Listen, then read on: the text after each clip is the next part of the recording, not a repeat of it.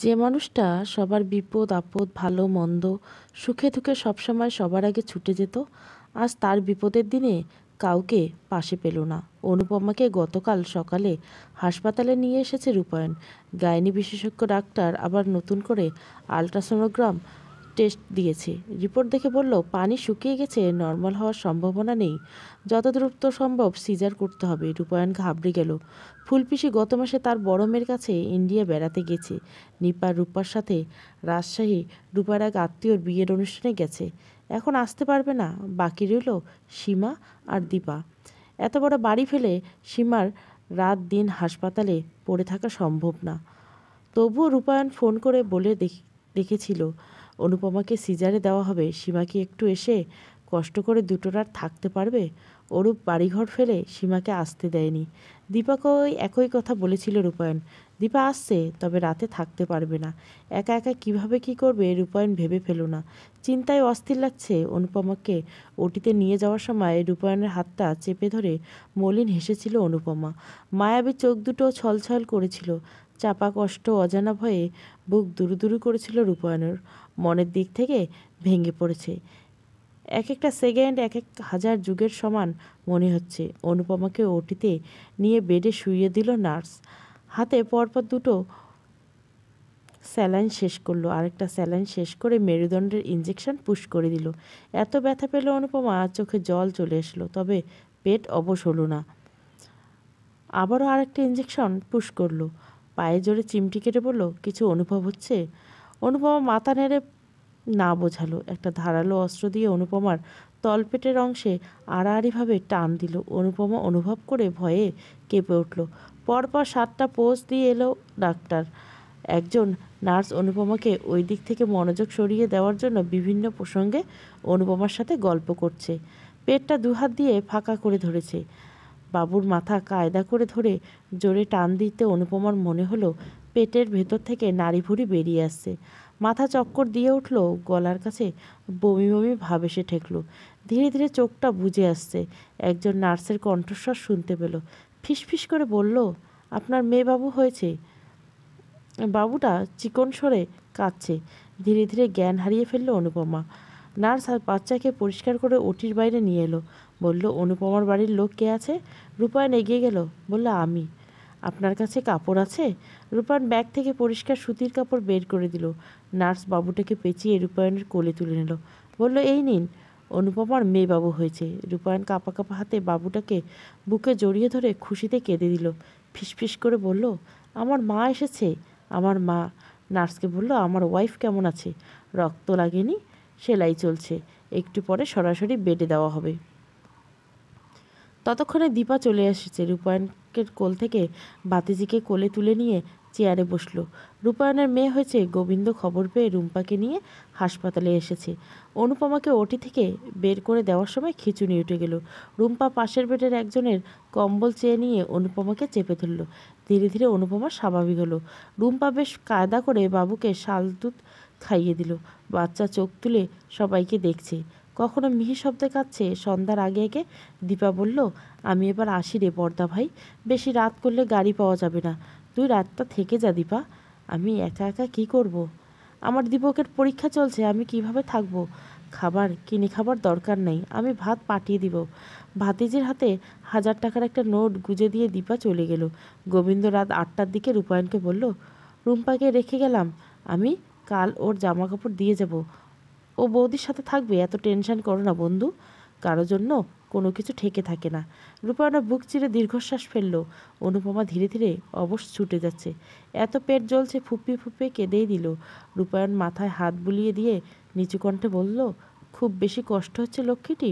অনুপমা সদ্য জন্ম নেওয়া নবজাতকের মেয়ের দিকে তাকিয়ে ধীর কণ্ঠে বলল, কষ্টের থেকে স্বস্তি পাচ্ছি বেশি। রূপায়ণে ঝুঁকে অনুপমার কপালে চুমু খেলো। বাবুটার কপালেও চুমু এঁকে দিল রূপায়ণ।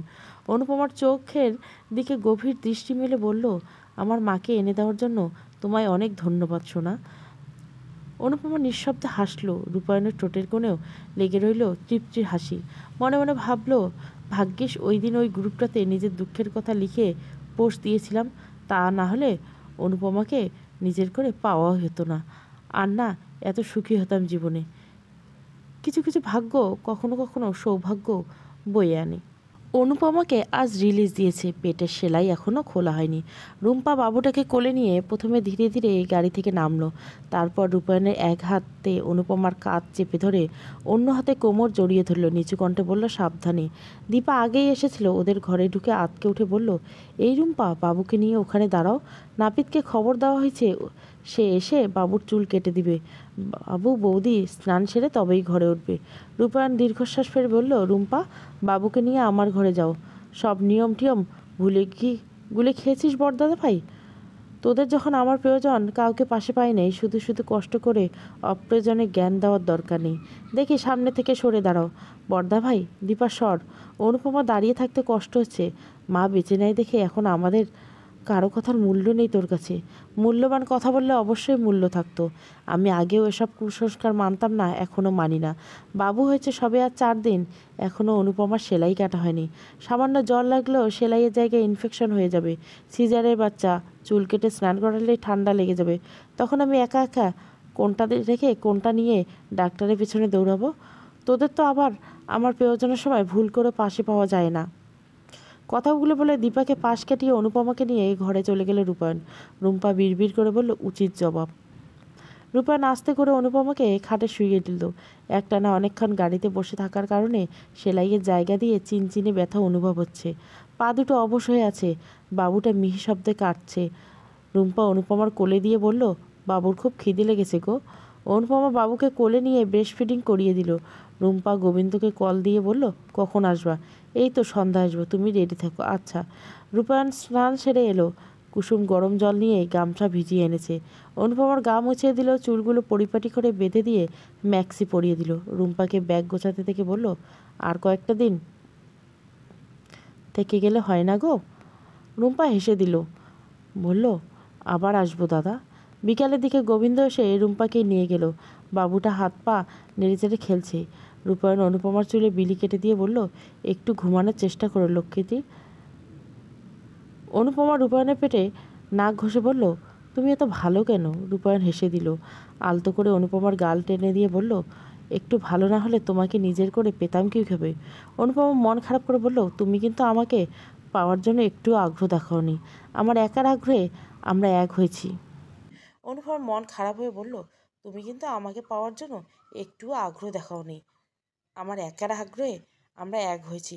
তখন কি আর জানতাম ভগবান বেছে বেছে আমার ভাগ্যে পৃথিবীর সেরা মেয়েটাকেই রেখেছে? ধ্যাত, সত্যি বলছে অনুপমা, আসলে বিয়ে করতে না পেরে এত বেশি ডিপ্রেশনে ভুগতাম, কিছুই ভালো লাগতো না। অনুপমা রূপায়ণের চোখের দিকে তাকিয়ে বলল, আমাকে প্রথম দেখায় কেমন লেগেছিল তোমার? বুকটা কাঁপছিল, মাথাটা ঘুরছিল। এত সুন্দরী মেয়েটা আমার বউ হবে ভাবতেই আমার অস্থির লাগছিল। যা, তুমি বেশি বেশি বলছো। সত্যি কিছু খাবো? রূপায়ণ উঠে দাঁড়ালো, বলল, শুয়ে থাকো, আমি ভাত নিয়ে আসি। আচ্ছা। কি রান্না হচ্ছে সীমা? দিদি বলল জাউ ভাত রাখতে। জাউ ভাত রান্না করার দরকার নেই, একটু নরম করে ভাত রাখলে হবে। আর অনুপমার জন্য দুটো ডিম সেদ্ধ করো, কেমন? আচ্ছা দাদাভাই। দীপা সবজি কাটলো, কটূক্তি করে বলল, তুই কি কোনো নিয়ম আর মানবি না বদ্দা ভাই? ছয় ষষ্ঠীর আগে বৌদিকে আমিষ খেতে দিবি? এসব নিয়ম মেনে আমার বউয়ের কি উপকার হবে?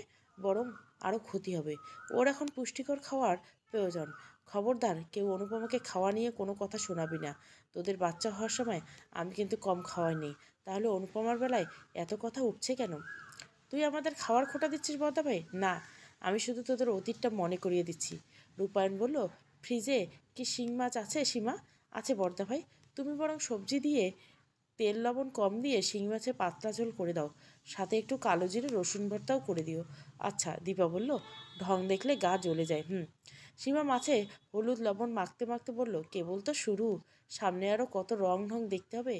হয়েছে তো মেয়ে, ছেলে হলে না হয় একটা কথা ছিল। মেয়ের বাপ হয়ে কি ন্যাকামোটাই নিয়ে করছে বরদাতাবে? আসতে বলো, বরদাতাবে শুনতে পাবে। শুনুক, আমি কি ওকে দেখে ভয় পাই নাকি? সীমা বলল, তাও ঠিক। সারাটা রাত রূপায়ণ মেয়েকে কোলে নিয়ে জেগে রইল। অনুপমা হালকা পাওয়ারের ঘুমের ওষুধ দেওয়া হয়েছে। সে নিশ্চিন্তে ঘুমাচ্ছে, কিন্তু পিচ্চি মেয়েটার চোখে ঘুমের লেশমাত্র নেই। কোলে নিয়ে হাঁটলেও চোখ বুজে থাকে। বিছানায় শুয়ে দিলে কান্না জুড়ে দেয়। আচ্ছা জ্বালা হলো তো, মেয়েকে নিয়ে এই কদিন তাও রুম্পা ছিল। একটা না ঘন্টা দিনে ঘুমাতে পেরেছে রূপায়ণ। আজ তো শুতেই পারলো না। ঘুমে চোখ দুটো ভেঙে আসছে। তাকিয়ে থাকতে এত কষ্ট হচ্ছে। এভাবে আর কতদিন জ্বালাবে কে জানে। ভোরের দিকে অনুপমার ঘুম ভেঙে দেখলে রূপায়ণ বাবুকে কোলে নিয়ে ঝিমোচ্ছে। অনুপমা আস্তে করে উঠে বসলো, বাবুকে কোলের মাঝে টেনে নিয়ে বলল, ভালো হয়ে শুয়ে পড়ো। রূপায়ণ ওই অবস্থায় ঘুমিয়ে পড়লো। অনুপমা বাবুকে বুকের কাছে নিয়ে ধীরে ধীরে শুয়ে পড়ল। বেলা 10টার দিকে রূপায়ণের ঘুম ভাঙলো। স্নান সেরে নিচে গেলে দেখলো নিপা চলে এসেছে। বরদাভাইকে নিচে নামতে দেখে রূপা বলল, মায়ের বাপ হয়ে নাকি যেন নিয়ম টিয়ম মানছিস না শুনলাম। এগুলো বলার জন্য কি তোরা সকাল সকাল এসেছিস? এতদিন বউ ছিল, এখন আবার একটা মেয়ে হয়েছে, পুরোই সোনার সোহাগা। এখন আর আমাদের কাউকে লাগবে না, তাই না বর্দা ভাই? রূপায়ণ বলল, তোরা কবেই আমার সাথে পাশে ছিলি। যে যেভাবে পেরেছিস সে সেইভাবে নিজের প্রয়োজনে আমাকে ব্যবহার করছে। যাই হোক, নিপার ব্যাপারে কি ভাবলি? দীপা বলল, আমার এক দুঃসম্পর্কের দেবরের বউ মারা গিয়েছে, 7 মাস হলো। আমি নিপার ছবি দেখেছি, তারা নিপাকে পছন্দ করেছে। বছরখানেক পর নিপাকে বউ করে নিতে চায় তারা। এখন শুধু বিয়ের দিন তারিখ ঠিক করে ছেলে আশীর্বাদ করে রাখতে চায়। তোর দেওয়ার কি করে? ছেলেমেয়ে কয়জন? আমার দেওয়ার চাকরি করে গাজীপুরে, নিজেদের একটি বাড়ি আছে, 17 বছর একটি মেয়ে আছে। নিপার কি মত? নিপা তো রাজি, কিন্তু আবার কি? এখনকার বাজারে তো কেউ খালি হাতে মেয়ে বিয়ে দেয় না। তাদের এমনিতে কোনো চাওয়া পাওয়া নেই, তবে 100-150 বরযাত্রী আসবে এবং 3 বেলা পাত পেরে খাবে। আর নিপাকে সাজিয়ে দিতে হবে। কয় ভরি গহনা দিতে হবে উল্লেখ করছে? না মানে সরাসরি বল। 6-7 ভরি দিলেই হবে। যে বাজার পড়েছে, লাখ টাকার উপরে এক এক ভরি স্বর্ণের দাম। আমার হাতের অবস্থা তো তোরা জানিস, আমি এত স্বর্ণ দিতে পারবো না। এখন তো পারবিই না, আমরা সব বুঝি। বউয়ের বুদ্ধি শুনে বোনদের প্রাপ্য অধিকার থেকে বঞ্চিত করছিস তুই। বেশ, তোরা যা ভালো বুঝিস। আমি তো এতদিন তোদের সবাইকে বিয়ে দেওয়া থেকে আনা নেওয়া সব দায়িত্ব একা হাতে পালন করছি। এই একটা বোনকে অরূপ বিয়ে দিতে বল, তবে যাবতীয় খরচ আমি বহন করব, শুধু গহনাটাই অরূপ দিক। অরূপ লাফিয়ে উঠে বলল, তোর মাথা ঠিক আছে বর্দা ভাই? আমি একসাথে এতগুলো টাকা কোথায় পাবো? আজব তো। রূপায়ণ হেসে দিল, তাচ্ছিল্যে হাসি বলল, এখন কি অরূপকে কিছু বলছিস না কেন? এত গহনাঘাটি দিয়ে এত বয়স্ক লোকের সাথে কি নিপার বিয়ে দেওয়া ঠিক হবে? আবার লোকটার মেয়েও বড় হয়ে গেছে। তুই নিজেও কিন্তু বেশি বয়সে বিয়ে করছিস বদ্দা দেবে। তাও ঠিক। নিপা বলল, আমার কাছে 5 ভরির মতো গহনা আছে। ওই বাড়ি থেকে চলে আসার সময় গহনাগুলো সাথে করে নিয়ে এসেছিলাম। কম করে হলো 4.5 ভরি গহনা টিকবে, আর বাকিটা ম্যানেজ করলে হবে। অরূপ বলল, আমি 1 ভরির বেশি দিতে পারবো না। রূপায়ণ দীপা রূপাকে বলল, তোরা কে কী দিবি? রূপা বলল, আমি বিয়ের মার্কেট করে দিব। দীপা বলল, আমি ছেলের সোনার চেন আর আংটি দিব। বেশ, তবে তাই হোক। মায়ের জমানো কিছু টাকা আছে, সেই টাকা দিয়ে নিপার বাকি গহনাটুকু আমি বানিয়ে দেব। মায়ের টাকার উপরে পরে কিন্তু কেউ আর দাবিদার রাখতে পারবি না। দীপা বলল, আচ্ছা, তবে ওদের কবে আসতে বলবো? অনুপমা আতর শেষ হোক, ভালো একটা দিন দেখে আসতে বলো। একটা মাস যেন চোখের পলকেই কেটে গেল। অনুপমার পেটের ঘা অনেকটা শুকিয়ে গেছে। নিজের কাজ নিজেই করতে পারে এখন, তবুও রূপায়ণ হালকা ভারী কাজ করতে দেয় না। রোজ সকালে উঠে বাবুর কাঁথা কাপড় ধুয়ে ছাদে রোদে শুকাতে দিয়ে তবেই দোকানে যায়। আজ অবশ্য দোকানে যায়নি, নিপা পার্লারে সাজতে গিয়েছে। বাইরে উনুন জেলে বাহারি পদে রান্না হচ্ছে, নতুন কুটুমরা এলো বলে। নিপাকে ও নিপার হবু বরকে একসাথে আশীর্বাদ করা হবে। গোবিন্দ বাড়িটা ফুল টুল দিয়ে সাজিয়ে ফেলেছে। জনাদশেক লোক আসার কথা ছিল, কিন্তু তারাও গুনে গুনে 22 জন লোক এসেছে। অরূপ আবারও তাড়াহুড়ো করে রোস্টের জন্য মুরগি কিনতে বাজারে চলে গেল। ভাগ্যিস খাসির মাংস বেশি করে কেনা হয়েছিল। নিপার যার সাথে বিয়ে হবে ছেলেটার নাম সুমন। দেখতে লম্বা চওড়া, রোগাপাতকা, চেহারা শ্যামবর্ণ। বয়স যে না একটু না অনেকটাই বেশি, মুখের দিকে তাকালেই স্পষ্ট বোঝা যায়। তবে খুব মিশুকে, সবার সাথে হেসে হেসে কথা বলছে। ভদ্রলোকের মেয়েটাও মিষ্টি চেহারা। মেয়েটা ঘুরতে ঘুরতে অনুপমার ঘরের দিকে গিয়ে দাঁড়ালো। বাবুকে বিছানায় শুয়ে থাকতে দেখে বলল, কি কিউট বাবু, আমি কি একটু কোলে নিতে পারি আন্টি? অনুপম হেসে বলল, হ্যাঁ হ্যাঁ অবশ্যই, ঘরে আসো। মেয়েটা খাটের কিনারায় বসে বলল, তুমিও খুব সুন্দর আন্টি, তুমিও খুব সুন্দর। নাম কি তোমার? তন্নি। বাহ। অনুপমা ইতস্তত করে বলল, তোমার বাবার বিয়েতে তোমার কি মত আছে? কেন মত থাকবে না আন্টি? আমি মেডিকেলে চান্স পেলে হোস্টেলে উঠে যাব। দাদু ঠাম্মি তো বাবাকে দেখে রাখার জন্য চিরকাল বেঁচে থাকবে না। বুড়ো বয়সে বাবা একা একা কী করবে তুমি বলো?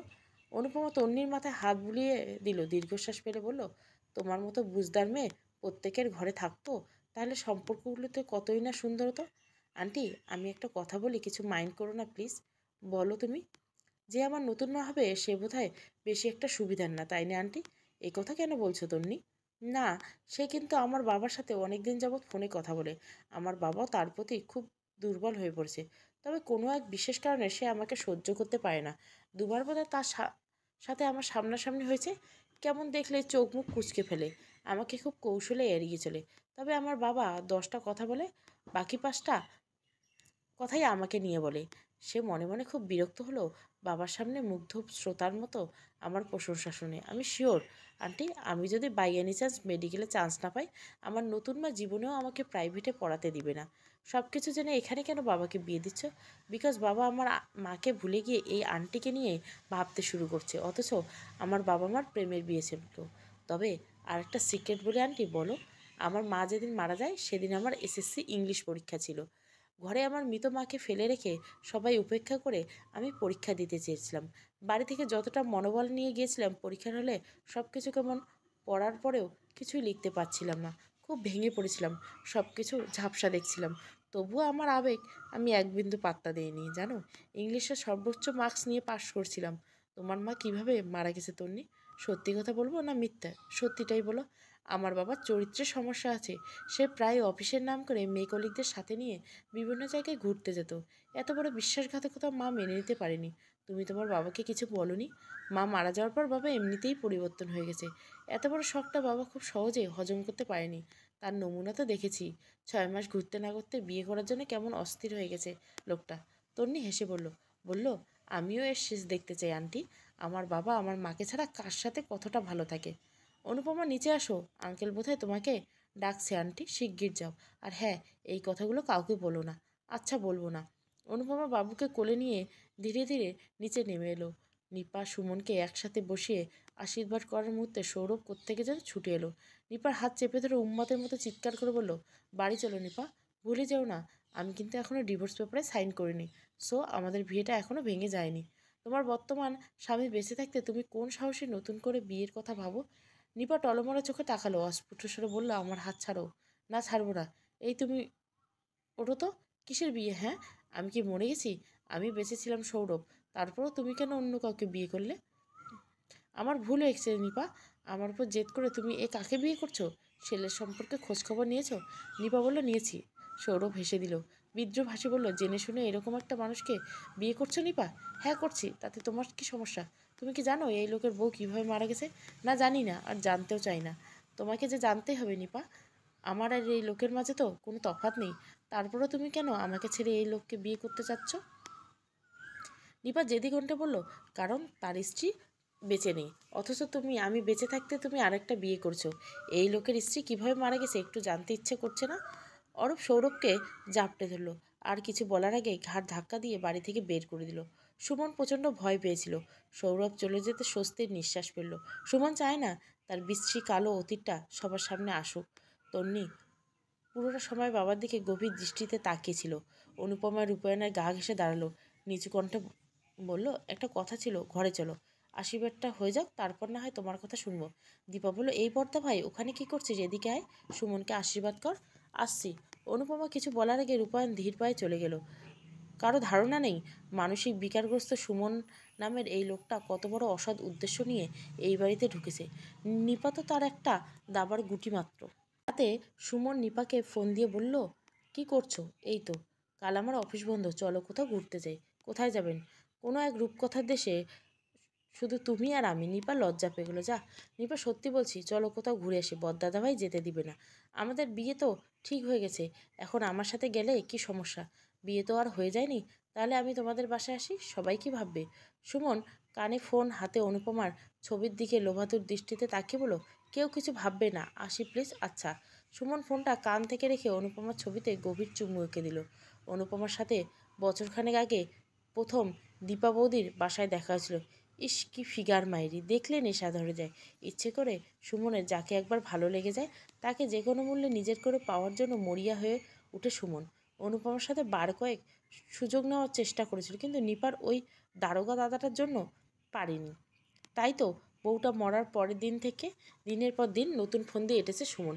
দিন দিন অনুপমার প্রতি আসক্ত বেড়েছে। একমাত্র নিপাকে বিয়ে করলে অনুপমাকে নিজের করে পাওয়া যাবে। প্রয়োজনে নিপাকে টাকা পয়সা, দামি শাড়ি, কসমেটিক থেকে শুরু করে সব দিবে সুমন, সব। নিপা যখন সব কিছুর মোহে পাগল হয়ে যাবে, যে কোনো মূল্যে সুমনকে নিজের করে সম্পর্কটা সারা জীবনে টিকিয়ে রাখতে চাইবে। ঠিক সেই মহেন্দ্রক্ষণ মোক্ষম চালটা চালবে সুমন। নিপার কাছে আবদার রাখবে, সবার অগোচরে শুধুমাত্র এক রাতের জন্য অনুপমাকে এনে দিতে, বিনিময়ে নিপাকে রাজরানী করে রাখতে। যে মেয়ে, লোভী মেয়েটা ঠিক সুমনের ফাঁদে ধরা দিবে। সুমন বেশি না, শুধুমাত্র একটি রাত অনুপমার সাথে কাটিয়ে দেখতে চাই এই মেয়েটার মাঝে ঠিক কী আছে। সুমনের মতো নারীলোভী মানুষকে একটা বছর অপেক্ষায় রেখেছে, এটা তো চারটিখানি কথা নয়। সুমন ভাবল, নিপার সাথে যদি সুমনের বিয়ে হয়, নিপাকে এত পরিমাণ দিবে সুমন, কোনো কিছুর কমতে রাখবে না। শেষে নিজের সংসার টিকিয়ে রাখতে এক রাতের জন্য হলে নিপাই অনুপমাকে সুমনের কাছে এনে দিবে। এরকম তো হাই সোসাইটিতে কতই ইচ্ছে, কারোটা জানা নয়, কারোটা জানা যায় না। এই বুদ্ধি অবশ্য সুমনের বসের কাছ থেকে ধার করা। একবার কাজে লাগিয়ে দেখা যাক। অনুপমার কথা ভাবতেই তো শরীরের লোমগুলো দাঁড়িয়ে যাচ্ছে। বয়সের ভারে নুইয়ে পড়েছে সুরবালা। দীপাকে কাস্তে কাস্তে বলল, বৌমা, খোকা কি চলে এসেছে? না, কেন? আমার খিদে লাগছে বৌমা। খিদে লাগছে তো আমি কি করব? আপনার ছেলে 10টার দিকতে আসবে, এখন ভাত রান্না হয়নি। বসে থাকুন, সে আসুক, তারপর ভাত বসাবো। সুরবালার চোখের জলটুকু কাপড়ে আসলে মুছে নিয়ে নিজের ঘরে চলে গেল। খিদেই পেট জ্বলছে, বয়স্ক চোখে সহজে ঘুম আসে না। একটা সময় এই সংসারে তার দাপট ছিল। আঁচলে চাবির গোছা বেঁধে সারা বাড়ি ঘুরে বেড়াতেন। প্রতিদিন তিনি নিয়ম করে বলে দিতেন কী কী রান্না হবে। তার 5 মেয়ে 1 ছেলে। 4টে মেয়েকে ভারতে বিয়ে থা দিয়েছে, একটি মেয়ে বাংলাদেশেই বিয়ে হয়েছিল। কিন্তু বছর 2 আগে কী এক কঠিন অসুখ হয়েছিল, মারাই গেল মেয়েটা। সবার বুদ্ধি শুনে মোটা দাগের যৌতুক নিয়ে ছেলের বিয়ে দিল। সেই যৌতুক কাল হয়ে দাঁড়ালো। বউ এসে সংসারে ছুরি ঘুরাতে চাইল। কোনো মুরব্বি মানতে চায় না বউ। কথায় কথায় ভাইয়ের টাকার গরম দেখায়। কারণে অকারণে তার সাথে ঝগড়া লেগেই থাকতো। অত দূর থেকে মেয়েগুলো বেড়াতে এলে বউয়ের জন্য বেশি দিন টিকতে পারতো না। প্রতিবারে ঝগড়া করে বাপের বাড়ি ছাড়তো মেয়েগুলো। আস্তে আস্তে মেয়েগুলো আসাই বন্ধ করে দিল। সুরবালা এখনও বয়সের ভারে নুইয়ে পড়েছে। কোনো কাজকর্ম করতে পারে না দেখে বৌমা সারাক্ষণ কথা শোনায়। ভোরে উঠে সারা জীবন পাত ভর্তি গপ গপ ভাত খাওয়া মানুষটা এখন রোজ সকালে 2টো শুকনো রুটি খেতে হয়। দুপুরের খাওয়া মিলে বিকাল গড়িয়ে গেল, আর রইল রাতের খাওয়া। ছেলে অত রাতে আস্তে আস্তে চিরবিরে খিদেটাও ধীরে ধীরে মরে যায়। বুড়ো হাড্ডি বিছানায় মজালে সহজে আর উঠতে ইচ্ছা করে না। ফলে রাতের খাবারটা ইদানিং কপালে জোটে না। আজ বাড়িতে ইলিশ মাছ রান্না হয়েছে, ঘ্রাণে সারা বাড়ি ম করছে। ছোটোবেলার কিছুতেই ঘুম আসছে না। লোভাতুর চুপ বারবার জিভে উঠছে। কানটা খাড়া করে রেখেছে, কখন খোকা আসবে আর কখন ভাত বসাবে। আজ আর শুয়ে থাকবেন না তিনি। খোকা এলেই উঠে পড়বে, খোকার সাথে বসে পাত পেরে ভাত খাবে। সুধীর আসতে আজ বেশ রাত হয়ে গেল। দীপা বলল, মা কি ঘুমিয়ে পড়েছে? কি জানি, কতদিন না বলছি মাকে আগে খাইয়ে খেতে দিয়ে দিবা। দীপা মিথ্যে করে বলল, আমি তো তোমার মাকে খেয়ে নিতেই বলেছিলাম। উনি তো বলল খোকা আসুক তারপর খাবো। বেশ, তুমি ভাত বেড়ে দাও, আমি মাকে ডেকে নিয়ে আসছি। দীপা বিড়বিড় করে বলল, ঢং দেখলে গা জ্বলে যায়। সুধীর গামছা নিয়ে হাত মুখ মুছতে মুছতে মায়ের মাথায় হাত রাখলো, বলল, ওমা, ভাত খাবে না? ওঠো। সুরবালা উঠে বসলো। আসলে আজ তার বাড়াবাড়ি রকমের খিদেটা মরে গেছে, এখন আর খেতে ইচ্ছে করছে না। ধীর কণ্ঠে বলল, আমার খিদে নাই বাবা, তুই খেয়ে নে, অল্প একটু খাও। তোমার এত রাতে খাওয়ার অভ্যাস আছে নাকি? আগে রাতে দীপাকে ভাত দিতে বলবা। সুরবালা ফোকলা দাঁত এসে বলল, মনে মনে বলল, বললেও তোর বউ কত ভাত বেড়ে দেয় আমাকে। বলে আমি নাকি রাক্ষসী, সারাক্ষণ খাই খাই করি। ছেলে বাইরে থাকে, কোথায় মা হয়ে চিন্তা করব, তা না হয়ে খাওয়ার জন্য অস্থির হয়ে যাই। সুধীর উঠে চলে গেল। বউ বাচ্চা মিলিয়ে জমিয়ে ইলিশ মাছ দিয়ে ভাত খেয়ে তৃপ্তির ঢেকুর তুলল। অন্যদিকে তার বৃদ্ধ মা খিদেই ছটপটিয়ে একটা সময় খিদেটাও মরে গেল। একটু একটু করে তলিয়ে গেল গভীর ঘুমে। রূপায়ণ মেয়েটা প্রথম 1 মাস খুব জ্বালালো, এখন রাতে ঘুমায়। বাবু পেটে আসার পর থেকে অনুপমার খিদেটা খুব বেড়ে গেছে।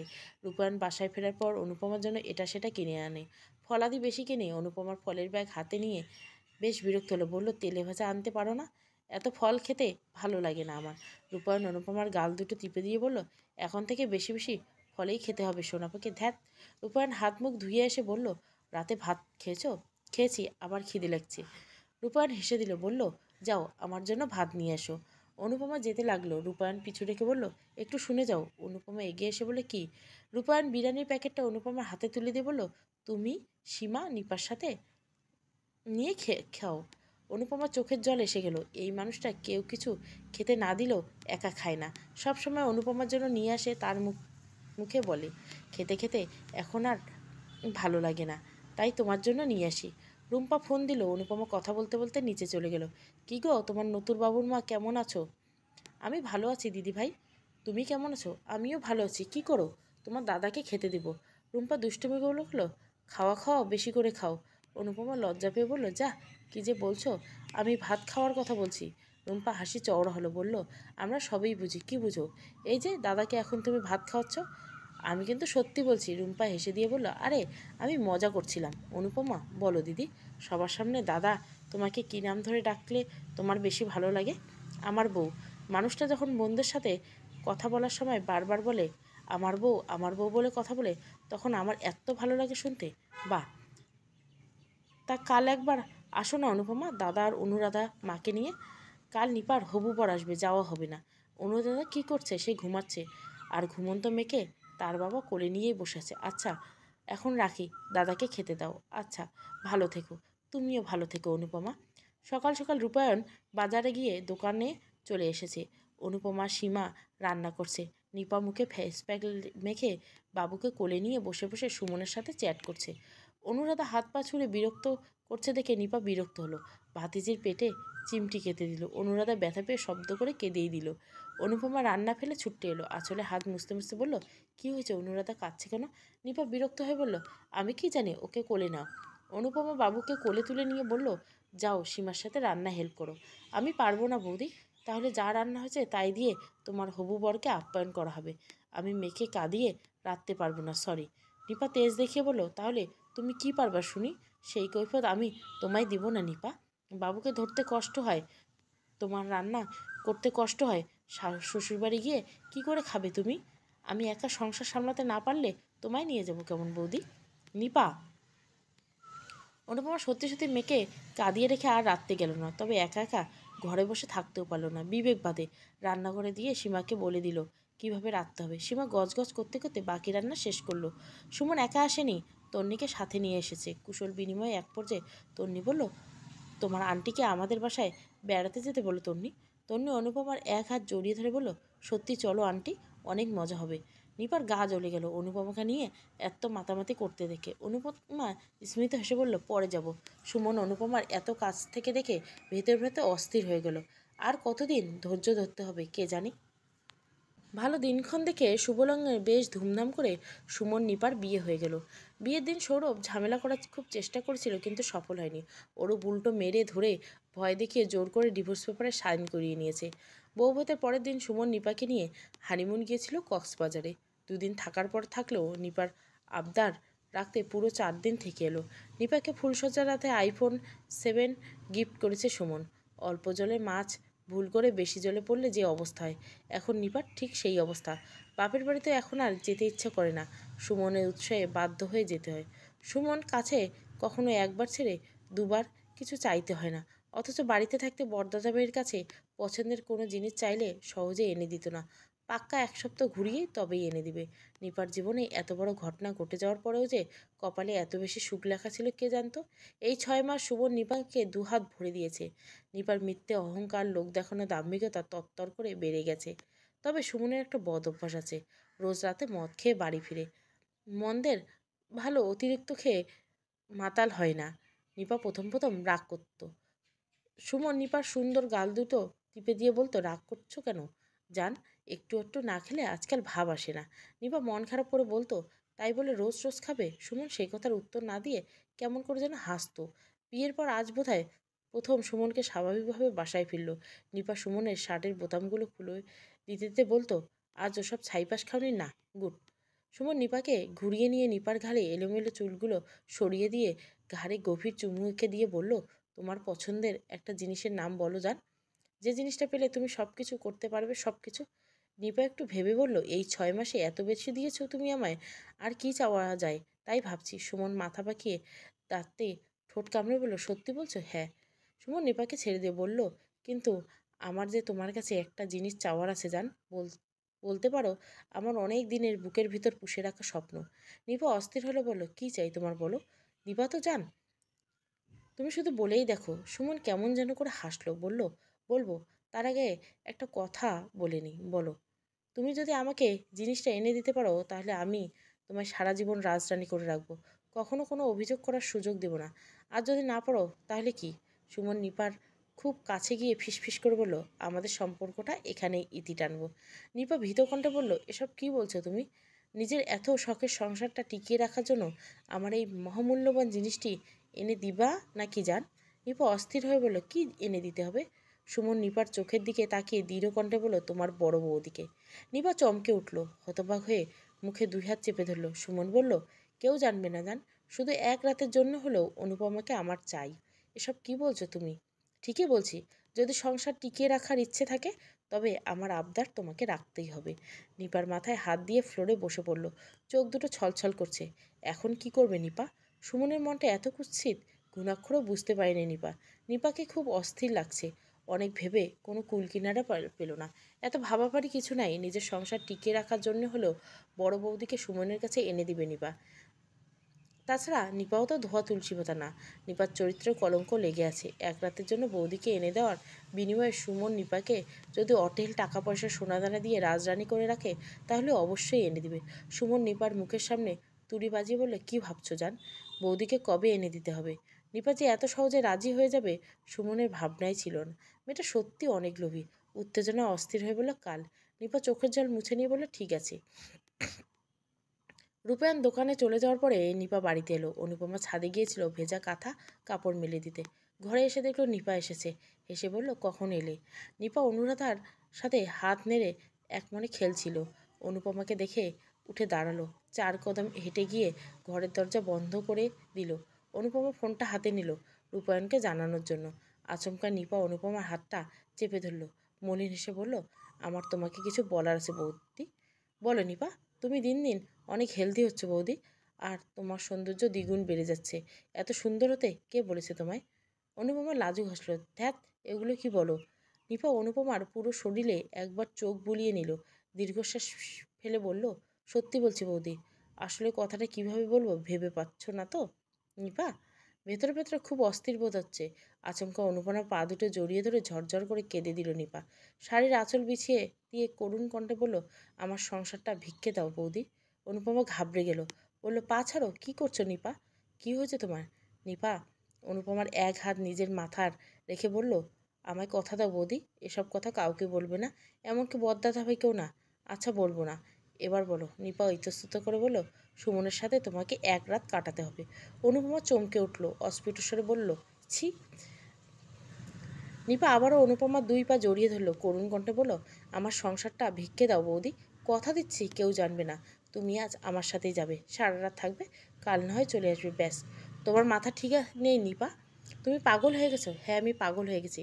আমার জায়গায় তুমি থাকলে কি করতে বৌদি? অনুপমা উত্তর দিল না। হাত পা কেমন অবশ হয়ে আসছে। নিপার মস্তিষ্কে এতটা বিকৃত, ছি, ভাবতেই ঘৃণা একরাশ থুতু গলা থেকে বেরিয়ে ঠেকালো। নিপা মরিয়া হয়ে বলল, তোমাকে আমার কথা রাখতেই হবে। তুমি যদি আমার কথা না রাখো। নিপা সারা ঘরে চোখ বোলালো। বরদা ভাইয়ের শেভিং এনে একটা নতুন ব্লেড এনে নিজের হাতের রগ ধরে বলল, আমি তোমার সামনে দাঁড়িয়ে নিজেকে শেষ করে দেবো বৌদি। আমি যদি সুমনের সাথে সংসার করতে না পারি তাহলে আমি এই বাড়িতে সারা জীবন পড়ে থেকে আবার লাঞ্ছনা সহ্য করব না। অনুপমা ভয়ে থরথর করে কাঁপছে, ভীত কণ্ঠে বলল, তুমি উম্মাদ, পাগল হয়ে গেছো নিপা, তোমার মাথা ঠিক নেই। নিপা চোখের জল মুছে নিয়ে বলল, হ্যাঁ বৌদি, আমি সত্যিই পাগল হয়ে গেছি। আমাকে সুস্থ করার একমাত্র ওষুধ তুমি। নিপা রূপায়ণকে ফোন দিল, স্বাভাবিক কণ্ঠে বলল, হ্যালো বরদাদা ভাই, কেমন আছিস? ভালো। তুই কেমন আছিস? ভালো আছি। বরদা ভাই শোন, আমি আজ বৌদিকে আমার শ্বশুরবাড়ি নিয়ে গেলাম, তুই বরং আগামীকাল নিয়ে গিয়ে ওদের নিয়ে আসিস। অনুপমা কি বলে? নিপা মিথ্যে করে বলল, বৌদি আমার সাথে যাবে বলছে, সমস্যা নেই, আমি গাড়ি নিয়ে আসছি। বেশ, তাহলে ঘুরে আসুক। আচ্ছা রাখি এখন, কাস্টমার বসে আছে। নিপা ফোন রেখে দিয়ে অনুপমাকে তাড়া দিয়ে বলল, তাড়াতাড়ি রেডি হয়ে নাও বৌদি। অনুপমা রাগ দুঃখে ক্ষোভে নিপার গালে ঠাস ঠাস করে থাপ্পড় বসিয়ে দিল। ধরে আসা গলায় বলল, তোমার আমি তোর মতো নষ্ট মেয়ে মানুষ না, যাত্রার সাথে শুয়ে পড়ব। চলবে বড় ছেলে। এটা হচ্ছে 5ম পর্ব, শেষ পর্ব আসবে, এরপরে একটা শেষ পর্ব হবে। ভালো লাগলে অবশ্যই লাইক, শেয়ার এবং সাবস্ক্রাইব করবেন। Thank you for watching.